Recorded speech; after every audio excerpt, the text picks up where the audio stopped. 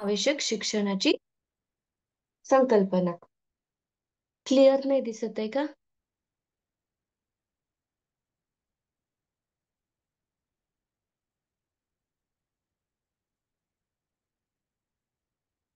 बघा आता दिसत असेल क्लिअर.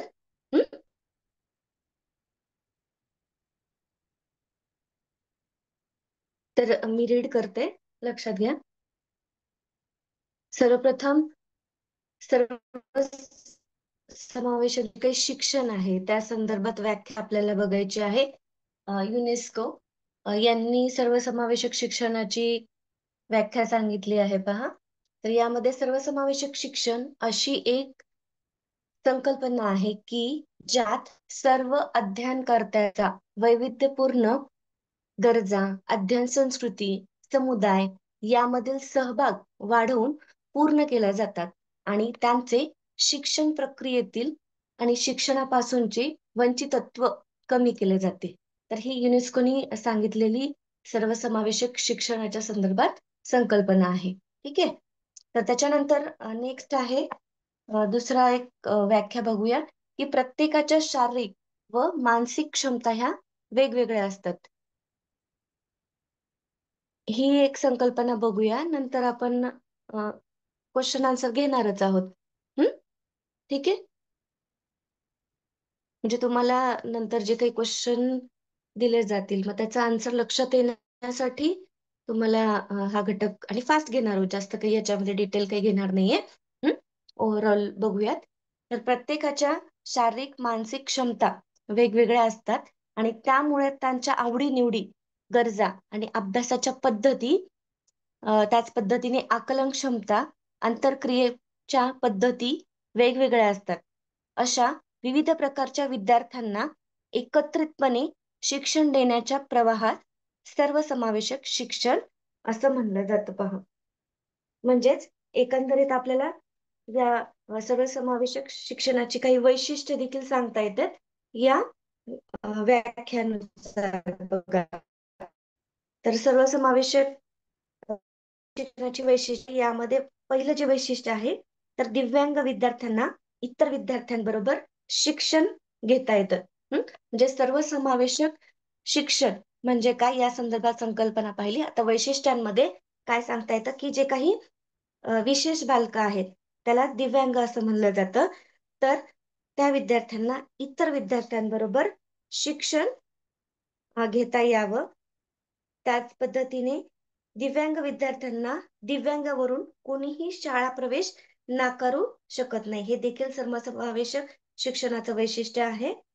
त्याच पद्धतीने दिव्यांग विद्यार्थी इतर शिक्षकांबरोबर विशेष प्रशिक्षक शिक्षकांकडून मार्गदर्शन घेऊ शकतात. त्याच पद्धतीने शाळेमध्ये दिव्यांग विद्यार्थ्यांसाठी भौतिक सुविधांमध्ये आवश्यकते बदल केले जातात. उदाहरण असेल व्हीलचेअर असतील, जे काही आवश्यक साधनं असतील तर त्यांचा देखील समावेश केला जातो की ज्याद्वारे त्यांना शाळेमध्ये येण्यास काही अडचण येऊ नये. त्याच पद्धतीने सर्वसमावेशक शिक्षणात जे काही नियमित वेळापत्रक असतं तर त्याच्या व्यतिरिक्त ज्यांना गरज आहे तर तशा विद्यार्थ्यांना देखील मार्गदर्शन तासिका हे असतात. त्यांना या तासिकेत विशेष गरजा असलेल्या विद्यार्थ्यांना जे काही विशेष शिक्षक असतात किंवा तज्ञ मार्गदर्शक असतात ते इथे त्यांना मार्गदर्शन करत असतात. त्याच पद्धतीने सर्वसमावेशक शिक्षणात वेगवेगळ्या गरजा असलेल्या विद्यार्थ्यांना एकत्रितपणे शैक्षणिक कृती घेतल्या जातात. म्हणजे जे काही दिव्यांग आहेत तर त्या विद्यार्थ्यांचा आणि जे काही सामान्य विद्यार्थी आहेत त्यांच्या सोबत शिक्षणाची व्यवस्था केली जाते पहा. त्याच पद्धतीने दिव्यांग विद्यार्थ्यांना इतर विद्यार्थ्यांशी संवाद साधण्याची संधी मिळाल्याने एकमेकांची जिव्हाळा असेल किंवा बांधिलकी तयार होते. त्याच पद्धतीने जो काही त्यांच्यामध्ये असलेला न्यूनगंड असतो तो देखील कमी होण्यास मदत होते पहा. तर यानंतर आपण बघूयात की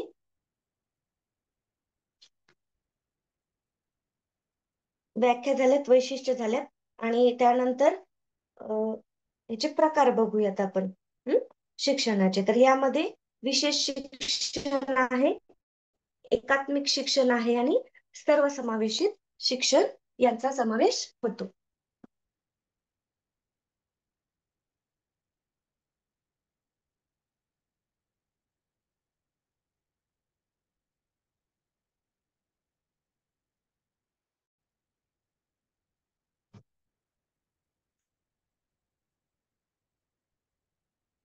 आता विशेष शिक्षण,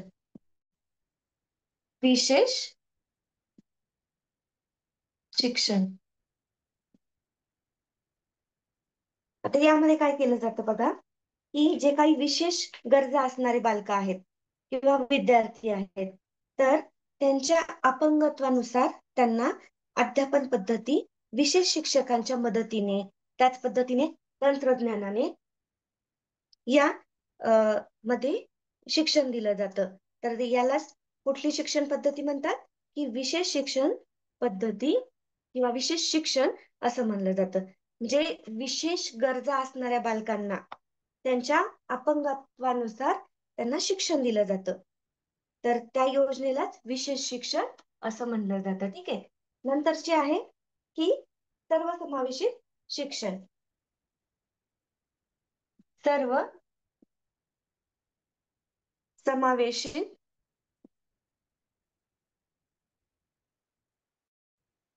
शिक्षण. आणि थर्ड आहे एकात्मिक शिक्षण.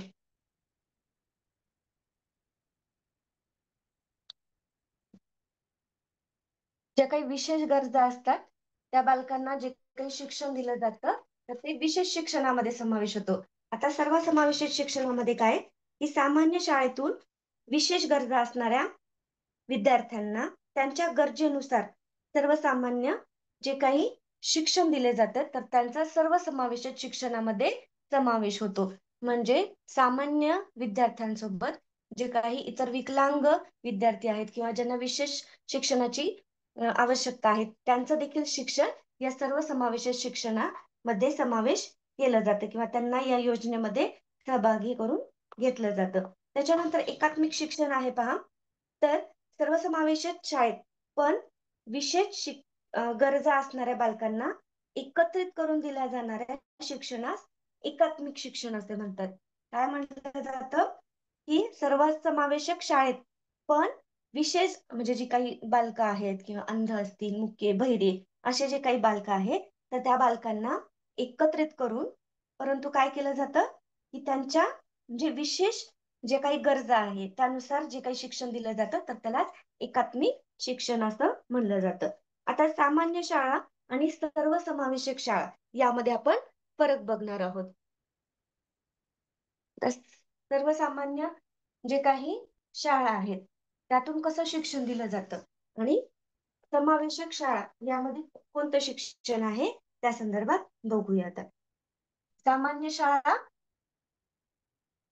सामान्य शाळा आणि समावेशक शाळा.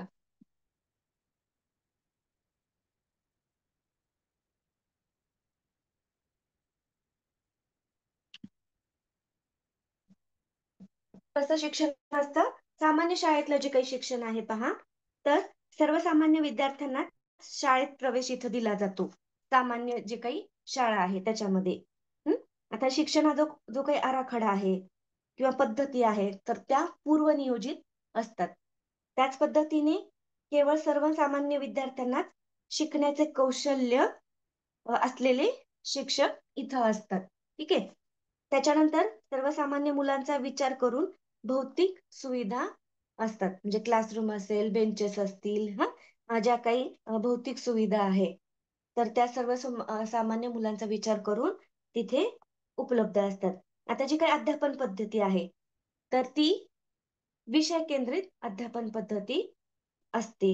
त्याच पद्धतीने जे काही सर्वसामान्य शाळेतील शैक्षणिक वातावरण आहे तर विशेष गरजा असणाऱ्या विद्यार्थ्यांच्या प्रगतीसाठी अनुकूल असेलच असं नाही. ठीक आहे. तर हे सामान्य शाळेमधले जे काही शिक्षण आहे. त्याच्यानंतर आता जी काही समावेशक शाळा आहे तर तिथलं शिक्षण कसं असतं, तर जो काही सर्वसामान्य विद्यार्थी आहे आणि विशेष विद्यार्थी आहे, तर त्या दोघांनाही या सर्वसमावेशक शाळामध्ये प्रवेश दिला जातो व त्यांना समान शिक्षण हे दिलं जातं. आता याची जी काही सर्वसमावेशक शाळेमध्ये जी काही शिक्षण पद्धती आहे, तर ती कशी आहे? लवचिक स्वरूपाची आहे, फ्लेक्सिबल आहे पहा. त्याच्यानंतर सर्वसामान्य विद्यार्थी आणि विशेष गरजा असणारे विद्यार्थी या दोघांनाही म्हणजे जे काही शिक्षक असतात, म्हणजे अ, या दोघांनाही कौशल्य असलेले शिक्षक इथे असतात. त्याच पद्धतीने जी काही सर्वसामान्य मुलं आहेत आणि विशेष गरजा असणारी मुले आहेत, या दोघांचाही विचार करून इथे भौतिक सुविधा उपलब्ध केलेल्या जातात आणि त्याच्यामध्ये वेळोवेळी बदल केला जातो पहा. त्यानंतर अध्यापन पद्धती आहे. बालकेंद्रित स्वरूपाची अध्यापन पद्धती असते सर्वसमावेशक शाळांमध्ये. त्यानंतर वैयक्तिक प्रकारचे अध्यापन इथं केलं जातं. त्याच पद्धतीने जे काही समावेशक शाळा आहे, त्यातलं जे काही शैक्षणिक वातावरण आहे, विशेष गरजा असणाऱ्या विद्यार्थ्यांच्या प्रगतीसाठी अनुकूल असतं. ठीक आहे. इथे अनुकूल असेलच असं नाही सामान्य शाळांमध्ये, परंतु सर्वसामान्यामध्ये सर्वसमावेशक शाळांमध्ये त्या विद्यार्थ्यांना प्रगतीसाठी अनुकूल असं वातावरण तिथं असतं. ठीक आहे. या संदर्भात आपण बघितलं आहे. आता सर्वसमावेशक शिक्षणाची गरज का आहे? ते देखील आपण बघूया. सर्व समावेशक शिक्षणाची गरज. आता का गरज आहे? तर जी काही नवीन शिक्षण प्रणाली आहे, तर त्यामध्ये समावेशक शिक्षणाची संकल्पना सध्या रुजलेली आहे. आता ज्या काही विशेष गरजा असणारी मुलं आहेत, या मुलांना सर्वसामान्य शिक्षणाचा अविभाज्य असा घटक आहे. सर्व तर त्याच्यासाठी कुठल्या बाबी गरजेच्या आहेत समावेशक शिक्षणासाठी? तर त्या बघूयात, की जे काही प्राथमिक शिक्षण आहे, तर त्याचं सार्वत्रिकरण करण्यासाठी प्राथमिक शिक्षणाचे सार्वत्रिकरण करण्यासाठी प्राथमिक शिक्षणाचे सार्वत्रिकरण करण्यासाठी ह्या समावेशक शाळांची गरज सांगायचं आहे आपल्याला. त्याच्यानंतर आहे बालकांना जे काही मोफत आणि सक्तीचं शिक्षण आहे, तर ते अधिनियम जो काही आहे, तर त्याची अंमलबजावणी करण्यासाठी 2009 ची अंमलबजावणी करण्यासाठी. शॉर्ट मध्ये लिहिते.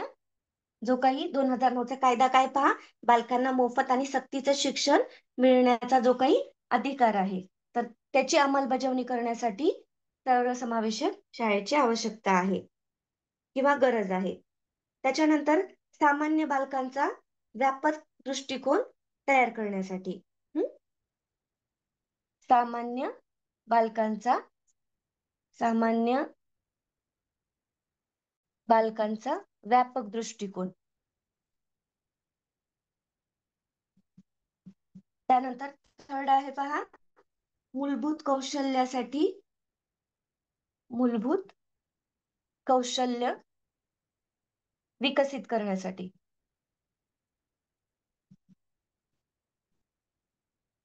सर्वसमावेशक शिक्षणाची आवश्यकता आहे. त्याच पद्धतीने विशेष गरजा असणाऱ्या बालकांना न्यूनगंड कमी करण्यासाठी विशेष गरजा असणाऱ्या बालकांचा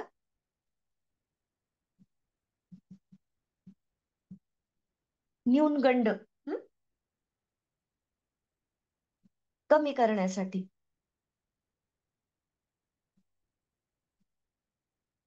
विशेष किंवा समावेशक शाळेची गरज आहे. म्हणजे ही बालकं कसं आहे स्वतःला कमी समजतात, सामान्यापेक्षा वेगळे आहेत, असं समजतात. म्हणून त्यांचा जो काही न्यूनगंड आहे, तर तो कमी करण्यासाठी सर्वसमावेशक शाळेची किंवा शिक्षणाची आवश्यकता आहे. त्याच्यानंतर बालकामध्ये योग्य असे सामाजिक आणि संप्रेषण कौशल्य विकसित करण्यासाठी देखील या शाळेची आवश्यकता आहे. तर याच पद्धतीने आपण सर्वसमावेशक शिक्षणाची गरज ही अ, आवश्यक आहे हे बघितलं बघा. आता त्याच्यानंतर बघूयात आपण की ज्या काही विशेष गरजा असणारी बालके आहेत, तर ती कोणती आहेत? तर ते आपण बघूयात आता.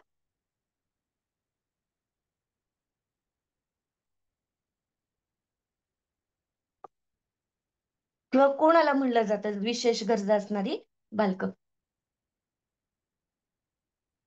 विशेष गरजा असणारी बालके.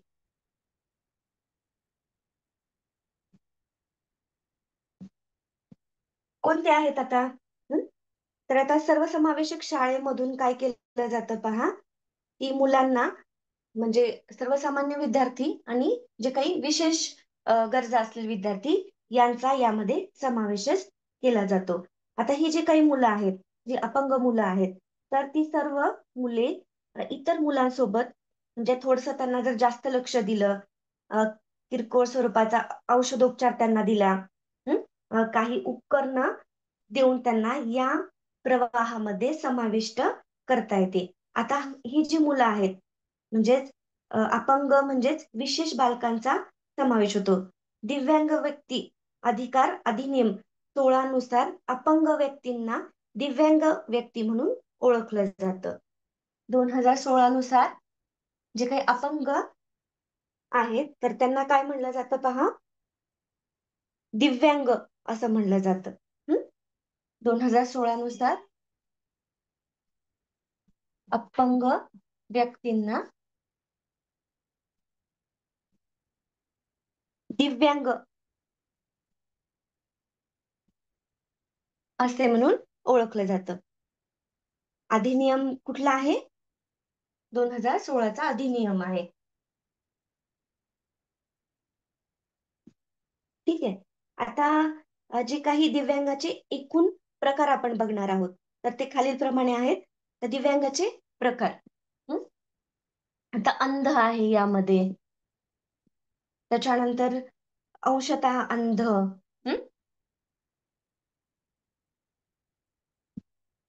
अंशतः अंध, त्याच्यानंतर बघा कर्णबधीर, ही विशेष गरजा असणारी बालके. तर याच्यामध्ये यांचा समावेश होतो. तर त्याच्यानंतर ही वाचा दोष असणे, वाचा दोष. नेक्स्ट आहे अस्थिव्यंग,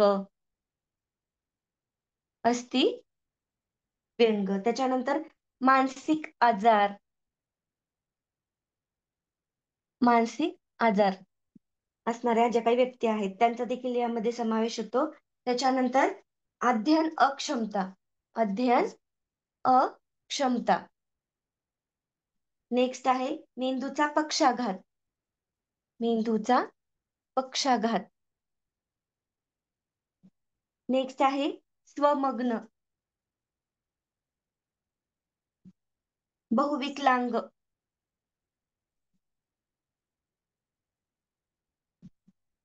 नेक्स्ट आहे कुष्ठरोग.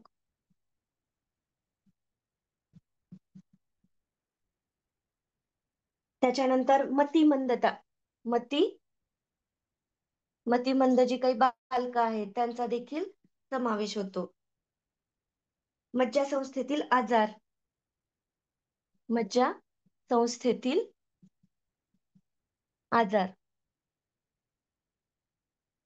नेक्स्ट आहे पहा कंपवात रोग. त्याच्यानंतर मेंदूतील चेता संदर्भामधली आजार, म्हणजे जे काही मेंदूचे आजार आहेत, मेंदूतील आजार, तर यांचा या विशेष बालकांमध्ये समावेश होतो किंवा दिव्यांगाचे हे प्रकार आहेत पहा एवढे. तर त्याच्यानंतर जे काही विशेष बालकांचं शिक्षण आहे, तर त्यामध्ये आपण बघूयात.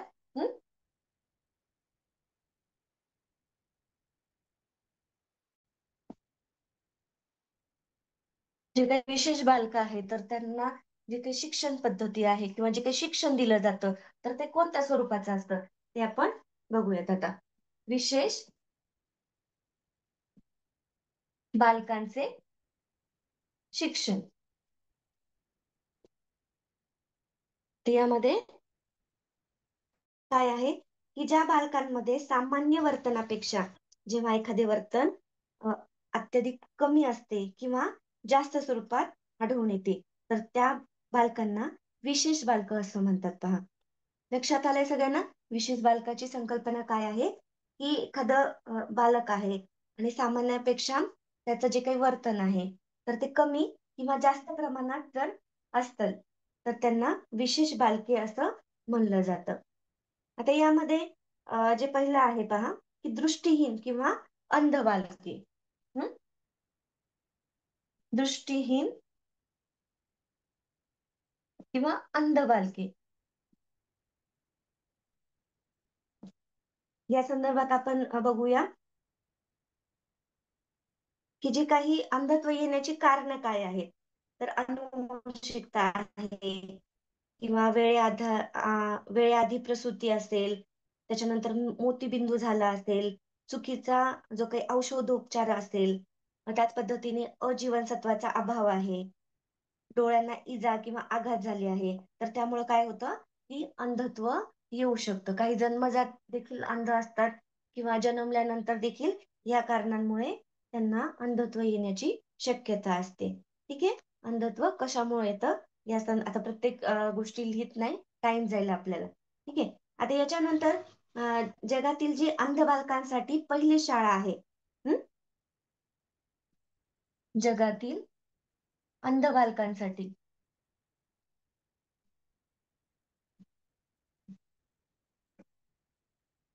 विशेष शाळा विशेष शाळा ही 1784 मध्ये सुरू झाली. हं? ठीक आहे. 1784 मध्ये जगातील आहे हं.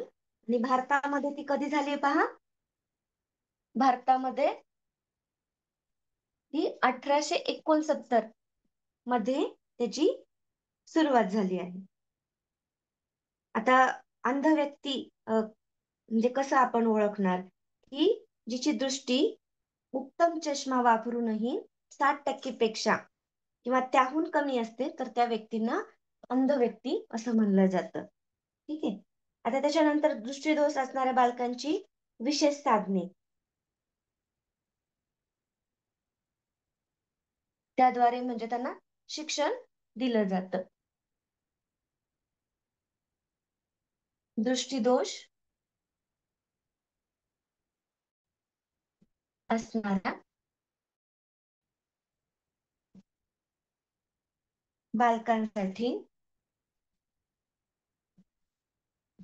विशेष साधने, त्याद्वारे त्यांना शिकण्यामध्ये मदत होते. आता जे काही पूर्ण अंध जे काही बालकं असतात, तर त्यांना काय असते पहा, ब्रेल लिपी असते. हं? किंवा ब्रेल पुस्तके असतात. स्पर्शाने वापरायची काही साधनं असतात. हं? म्हणजे पूर्ण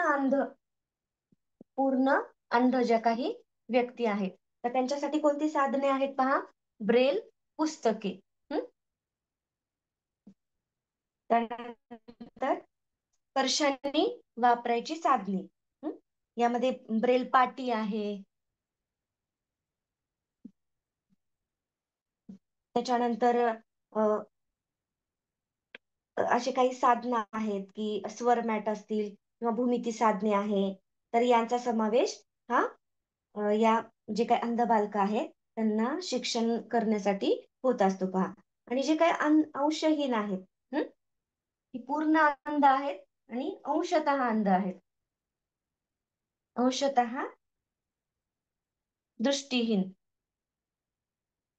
बालके आहेत.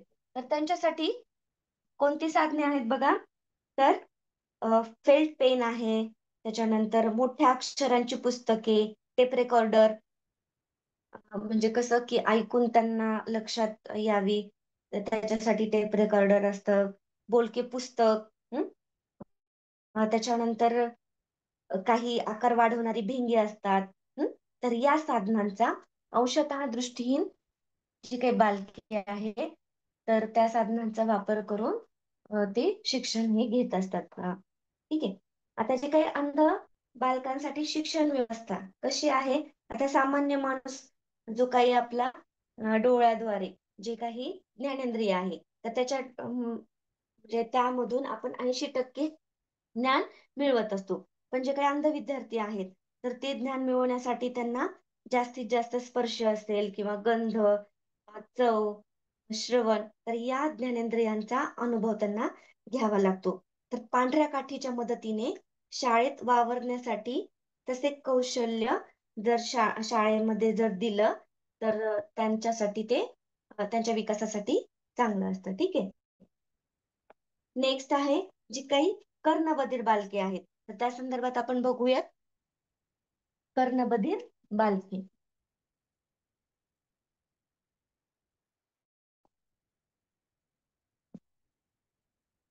कर्णबधीर बालके.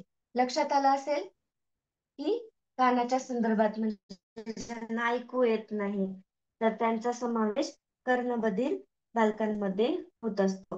आता ज्या व्यक्ती चांगल्या कानाचा जे काही संभाषण आहे, तर श्रवणराज 60 डेसिबल किंवा त्यापेक्षा जर कमी असेल, तर अशा व्यक्तींना काय म्हणलं जातं? कर्णबधीर असं म्हणलं जातं पहा. आता यामध्ये श्रवण दोषाची कारणं काय आहेत? तर काही अनुवंशिक कारणं आहेत, काही परिस्थितीजन्य कारणं आहेत.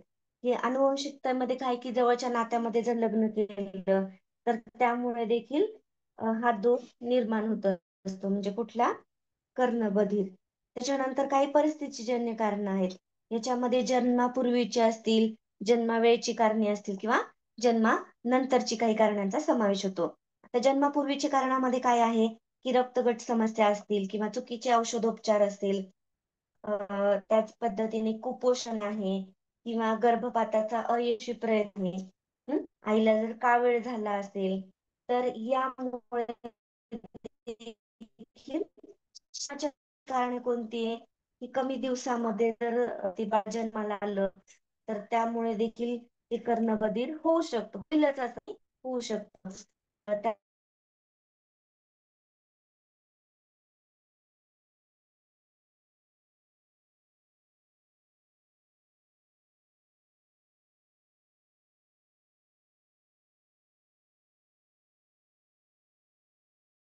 हं. आता याच्यामध्ये काय आहे की कान दुखणं असेल किंवा खूप मोठा आवाज जर ऐकला असेल, त्याच्यामुळे देखील कर्णबधिरता येऊ शकते. ध्वनी प्रदूषण आहे, मधुमेह किंवा कॅन्सर किंवा ट्यूमर सारखी जर गाठ आली असेल, तर त्यामुळे देखील कर्णबधिरता ही येऊ शकते. आता कर्णबधिर मुलांसाठी अध्ययन अध्यापन पद्धती कोणत्या आहेत? हं? अध्ययन अध्यापन पद्धती. ते बाकीचं लिहिण्यात टाइम गेला असता म्हणून फक्त तुम्हाला सांगितलंय कर्णबधिर बालकांच्या संदर्भात. आता अध्यापन पद्धती कोणती आहे? तर हे बघूया. तर खुणांच्या साहाय्याने त्यांना काय केलं जातं? शिकवलं जातं. खुणांची पद्धत. खुणांची पद्धत. यामध्ये काय केलं जातं, की जे काही चेहऱ्यावरील हावभाव आहेत किंवा हाताच्या खुणा आहेत, तर त्याद्वारे त्यांना सांगितलं जातं किंवा शिकवलं जातं. त्याच्यानंतर कर पल्लवी पद्धत. कर पल्लवी कर पद्धत. तर यामध्ये काय आहे, की हातांच्या किंवा बोटांच्या अ, आकाराने काय केलं जातं, की अक्षरे दर्शविले जातात पहा या कर पल्लवी पद्धतमध्ये. त्याच्यानंतर आहे क्यूड स्पीच पद्धत. क्यूड स्पीच पद्धत.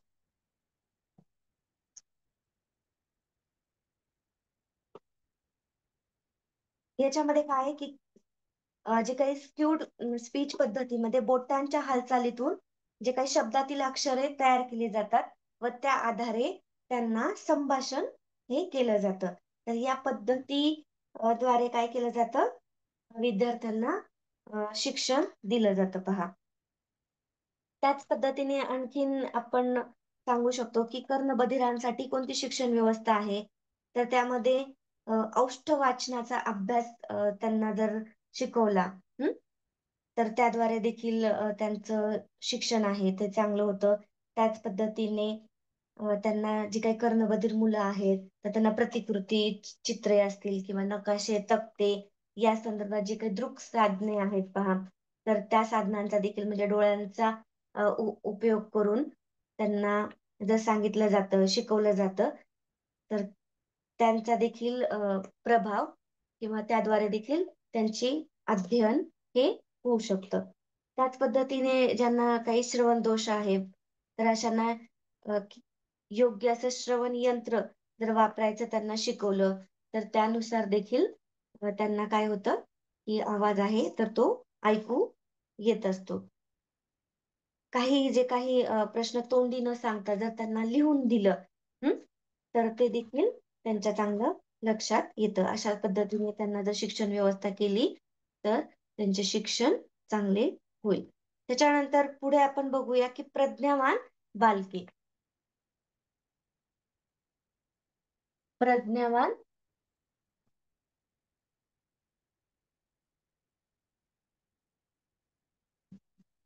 बालके. आता यामध्ये काय आहे, की ज्या विद्यार्थ्यांचा बुद्धिगुणांक, जे काही आपण IQ काढायचं शिकलो होतो बघा मागच्या सेशनमध्ये, तर यामध्ये ज्यांचा बुद्ध्यांक, बुद्धिगुणांक किंवा बुद्ध्यांक हा किती आहे पहा, 140 ते 170 या दरम्यान असेल, तर त्या विद्यार्थ्यांना काय म्हणलं जातं, प्रज्ञावान बालके किंवा प्रज्ञावान विद्यार्थी असं म्हणलं जातं. आता याच्यामध्ये प्रज्ञावान विद्यार्थ्यांची काही वैशिष्ट्य आहेत ते बघणार आहोत आपण, की त्याद्वारे आपण सांगू शकतो की हा जो काही मुलगा आहे किंवा विद्यार्थी आहे तर तो प्रज्ञावान आहे. आता याची जी काही निर्णय क्षमता असते, तर ती उत्तम स्वरूपाची असते. नेक्स्ट आहे बुद्धिमत्ता आहे 140 च्या वर असू शकते. हं? 150 म्हणजे 170 पर्यंत ही बुद्धिमत्ता त्यांची असते. त्याच्यानंतर त्यांची जी काही संप्रेषण कौशल्य असतं ते देखील उत्तम दर्जाचं असतं. त्या प्रज्ञावान बालके आहेत. अमूर्त गोष्टींबद्दल विचार करण्याची क्षमता देखील जास्त असते. नेक्स्ट सूक्ष्म निरीक्षण कौशल्य असतं. उत्सुकता असेल किंवा पुढाकार अ, करणे आणि शिकण्याची वृत्ती त्यांच्यामध्ये दिसून असते. त्याच पद्धतीने एकट्याने काम करण्यास ती विद्यार्थी आहे, तर ते प्राधान्य देतात. त्यांची जी काही वृत्ती आहे, की शोधक स्वरूपाची वृत्ती असते. आता समूहाचे नेतृत्व देखील ते करतात. हे आपल्याला प्रज्ञावान बालकांची लक्षणे किंवा उद्दिष्ट सांगता येतात. हं? आता जे काही प्रज्ञावान बालकं आहेत, तर त्यांचा शोध किंवा ओळख कशी करायची? तर यामध्ये आपण सांगू शकतो, की बुद्धिमत्तेच्या कसोटीद्वारे आपण एखादी व्यक्ती प्रज्ञावान आहे हे सांगू शकतो. म्हणजे बुद्धिगुणांकाच्या ज्या काही कसोट्या आहेत बुद्धिमत्तेच्या संदर्भात त्यांचा याच्यामध्ये समावेश करू शकतो आणि त्या कसोटीद्वारे मग प्रज्ञावान विद्यार्थ्यांची निवड करू शकतो. त्याच पद्धतीने बालकामध्ये जे काही विशेष कौशल्य आहेत, तर ते जर आपण अ, बघितले तर त्याद्वारे देखील आपल्याला लक्षात येतं. निरीक्षणावरून देखील कळतात जेव्हा आपण क्लासमध्ये असतो, की अ, ही मुलं म्हणजे जे काही हुशार आहेत, प्रज्ञावान आहेत. हं? निरीक्षणावरून देखील आपल्याला लक्षात येतं. त्याच पद्धतीने जे काही त्यांनी शैक्षणिक संपादन केलेलं आहे, हं? जो काही त्यांची प्रगती दाखवली जाते, तर त्यावरून देखील आपण लक्षात येतं, की हे प्रज्ञावान बालक आहे. वेगवेगळ्या परिस्थितील वातावरणांमधून देखील विद्यार्थी अ, प्रज्ञावान आहेत, हे लक्षात येतात. आता काही प्रज्ञावान मुलांच्या समस्या काय आहेत? तर त्या संदर्भात देखील आपण बघूया, की समस्या कुठली आहे? तर काही वेळा काय होतं, की त्यांचं खूप लाड केला जातो किंवा खूप कौतुक केलं जातं. तर त्यामुळं अशी जी काही बालकं असतात, तर ती कशी होतात पहा, अहंकारी स्वरूपाची होतात. अहमगंड त्यांना होतो. आता काही वेळा अशी मुलं जी आहेत, तर ती एकलकोंडी बनत असतात. म्हणजे त्यांना सारखं असं वाटत असतं, की अहंभाव असतो, की मी सगळ्यात हुशार आहे. हं? तर त्यामुळं ती सर्वसामान्यामध्ये मिक्स होत नाही. तर त्यामुळे ते एकलकोंडी किंवा अंतर्मुख बनण्याचा धोका हा असतो पहा. त्याच्यानंतर जी काही प्रज्ञावान बालकं आहेत, त्यांच्या बुद्धिमत्तेनुसार त्यांना योग्य संधी मिळतेच असं नाहीये. कारण वर्गामध्ये जे काही मुलं असतात, तर त्यांच्यानुसार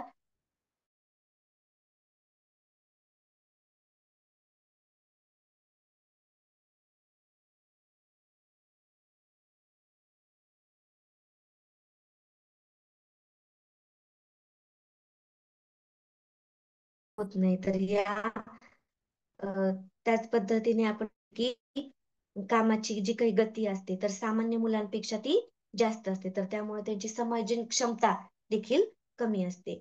तर ह्या आपण प्रज्ञावान मुलांच्या समस्या सांगू. आता प्रज्ञावान बालकांचं शिक्षण कसं असतं? तर यांना बुद्धिमंथन किंवा प्रकल्प पद्धती, तर या अध्यापन पद्धतीचा जर वापर केला, तर त्यांना फायद्याचे असते. जी काही कुशाग्र मूल्य आहेत पहा, म्हणजे ज्ञानाची उत्सुकतेचे जर समाधान त्यांचे झालं नाही, तर त्यांची समायोजन क्षमता वाढत असते.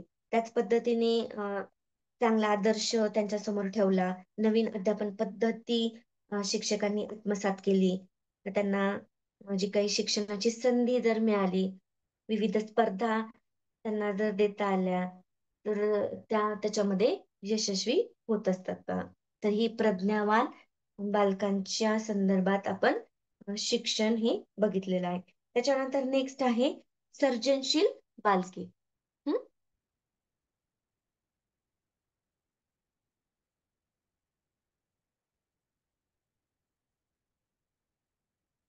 आवाज येत नाहीये माझा? येतोय का नाही आवाज?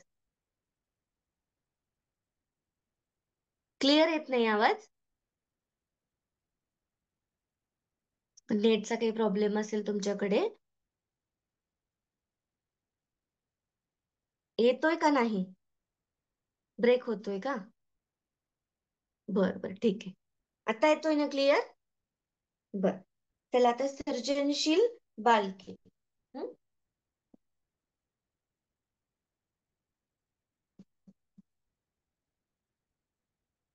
एवढं पाहूयात आणि त्याच्यानंतर काही क्वेश्चन आन्सर काढलेत मी, तर त्याची देखील प्रॅक्टिस घेऊयात आपण.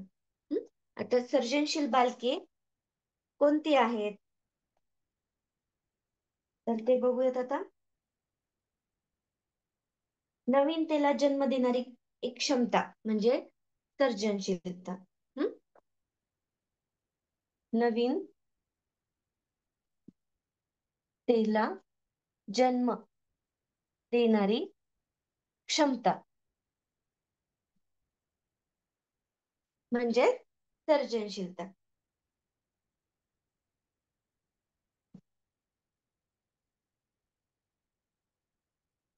काहीतरी वेगळी करण्याची पद्धत. हं? ही जी व्याख्या आहे पॅरल यांनी सांगितलेली आहे. आता जी काही मुलं असतात, तर ती पारंपरिक विचारापेक्षा नाविन्यपूर्व किंवा गुणात्मक स्वरूपाचा आणतात.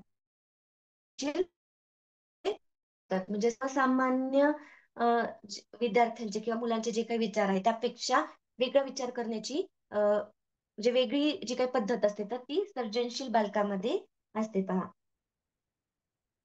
आता सर्जनशीलतेचे काही घटक आहेत. तर यामध्ये पहिला जो काही घटक आहे, तर तो प्रवाहीपणा, त्यांच्यामध्ये लवचिकता, पृथक्करण, मौलिकता, संवेदन क्षमता, उत्पादकता, संयोजन आणि पुनर्रूपण हे सृजनशीलतेचे घटक आहेत. आता जी काही सृजनशीलतेची जी काही बालक आहेत, तर त्यांची लक्षणं आपण बघूयात. हं?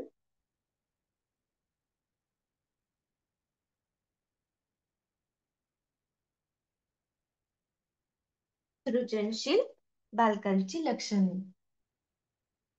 सर्जनशील किंवा सृजनशील एकच बालकाची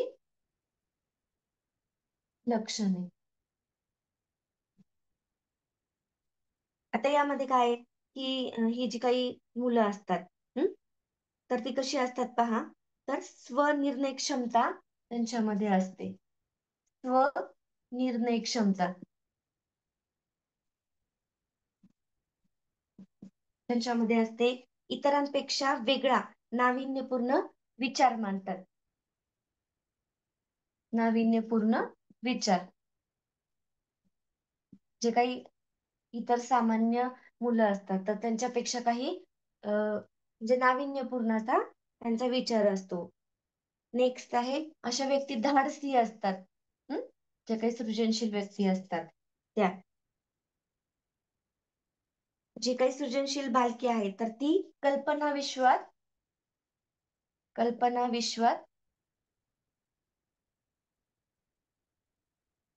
रममाण असतात.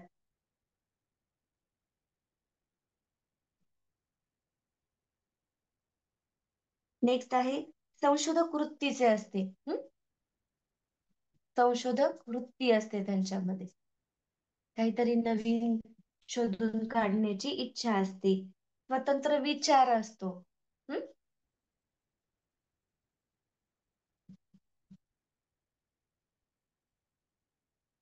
नेक्स्ट आहे चौकस आणि दूरदृष्टीचे असतात.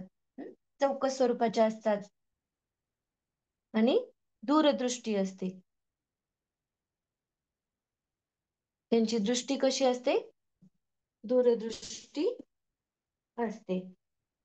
आता जे काही सृजनशील व्यक्ती आहेत किंवा बालक आहेत तर त्यांच्यासाठी जे काही शिक्षण आहे तर ते कुठलं असायला पाहिजे पहा. तर सृजनशील विचार विकसित करण्यासाठी, विविध समस्यांचे निराकरण करण्यासाठी, नवीन नवीन कल्पना निर्मिती कशी करावी यासाठी पुढील पैकी पद्धती वापरल्या जातात. याच्यामध्ये आहे बुद्धिमंथन ही पद्धत आहे. त्याच्यानंतर माइंड मॅप आहे. विद्यार्थ्यांच्या कल्पनांना आधार देणे आहे. विविध समस्यांची मांडणी आहे. आत्मप्रकटीकरणाला प्रोत्साहन देणे आणि नवीनतेला शिक्षणातून प्रोत्साहन देणे. तर या संदर्भात जर शिक्षण पद्धती जर त्यांच्यासाठी वापरली तर त्यांचे शिक्षण हे चांगलं होण्यास मदत होईल. जो काही विकास आहे, सृजनशील विकास आहे तर तो होण्यास देखील मदत होत असते. त्याच्यानंतर नेक्स्ट पाहूया आपण मतिमंद बालके. तर क्वेश्चन आन्सर आज होणार नाहीत आपले, आपण उद्याच्या सेशनला घेऊया. मतिमंद बालके बघूयात आणि नंतर स्टॉप करूया. ठीक आहे. आणि या संदर्भात देखील क्वेश्चन आन्सर सेट बनवला आहे, तर तो उद्या बघूया नेक्स्टच्या सेशन मध्ये. आता मतिमंद बालके.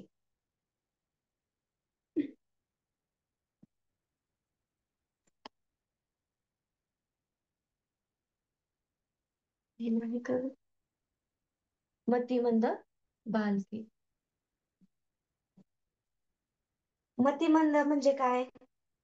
की ज्या बालकांचा बुद्धिगुणांक 70 पेक्षा कमी असतो तर त्यांना मतिमंद बालके असे म्हणतात. बुद्ध्यांक किंवा बुद्धिगुणांक 70 पेक्षा कमी तर त्यांना मतिमंद बालके असे म्हणतात. आता जे काही दिव्यांग अधिकार आहे, दिव्यांग अधिकार कुठला आहे हे पण लक्षात असू द्या. अधिनियम 2016 नुसार मतिमंद ऐवजी अशा बालकांना बौद्धिक अक्षमता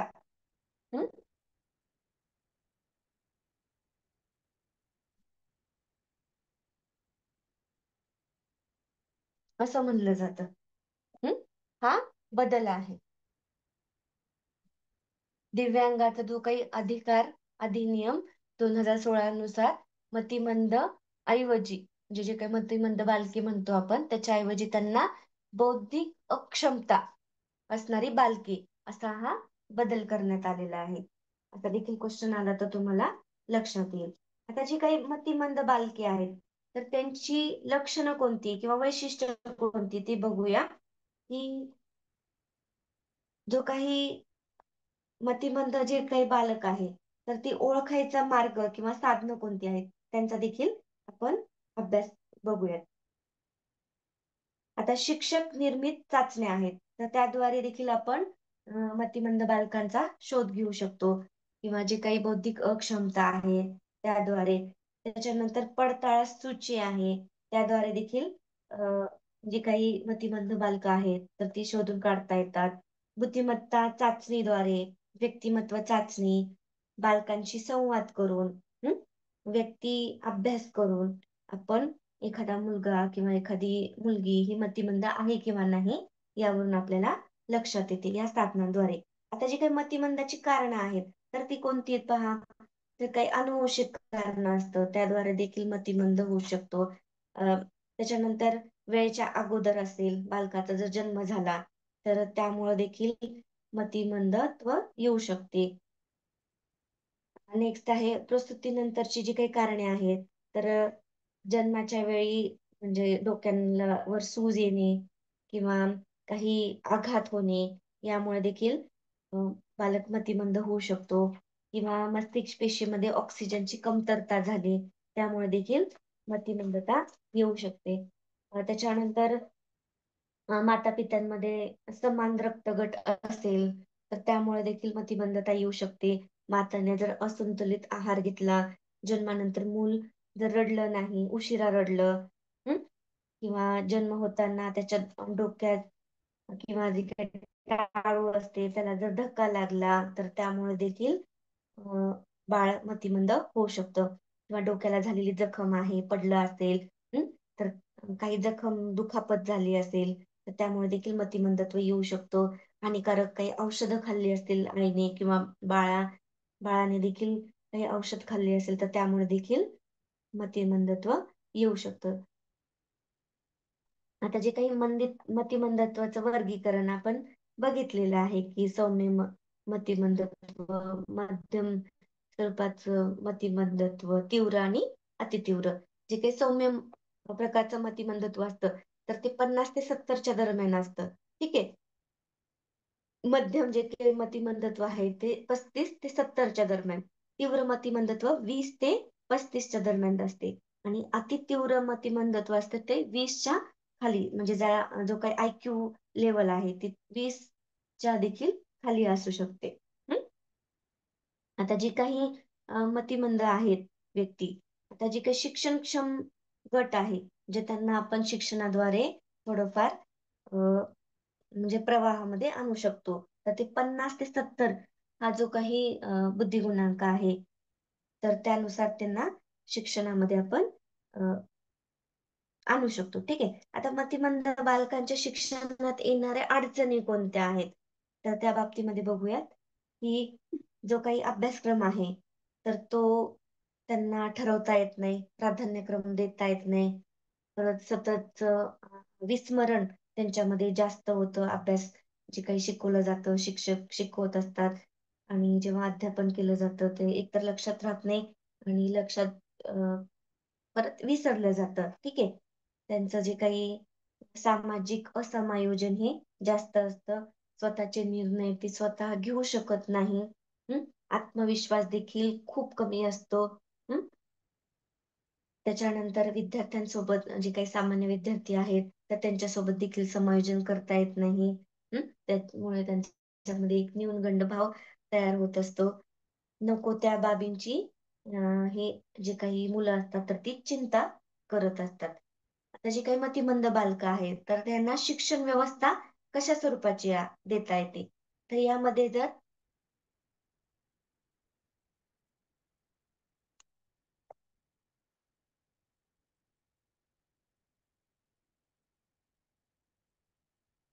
जी काही शिक्षणाची व्यवस्था आहे, तर त्यांना जी काही साधनांद्वारे म्हणजे श्राव्य साधनांचा वापर केला, तर त्याद्वारे ते अधिक प्रमाणात त्यांना लक्षात येतं. हं. परत त्यांना जर नृत्य असेल, कथा किंवा गायन, हस्तकला यांचा देखील उपयोग केला, तर त्यांचा सहभाग वाढवता येतो शिक्षणामध्ये. हं.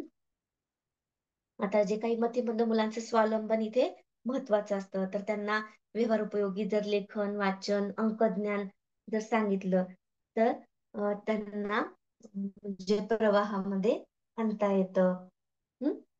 त्यांची जी काही स्थिरता आहे तर ती खेळातून जर त्यांना शिक्षण दिलं तर त्यामुळे देखील त्यांचं शिक्षण चांगलं होतं. सोप्याकडून अवघडाकडे या सूत्राचा त्यांना वापर करणं आवश्यक असतं. ठीक आहे. या संदर्भात आपण बघितलेलं आहे विशेष बालकामध्ये. उद्याच्या सेशन मध्ये आणखीन पुढचं बघूयात, काही क्वेश्चन आन्सर देखील. ठीक आहे, आज इथेच आपण थांबूयात. कमी येतोय आवाज?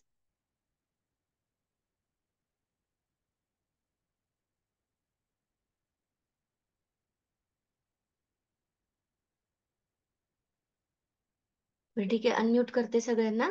आज आपण इथे थांबूया.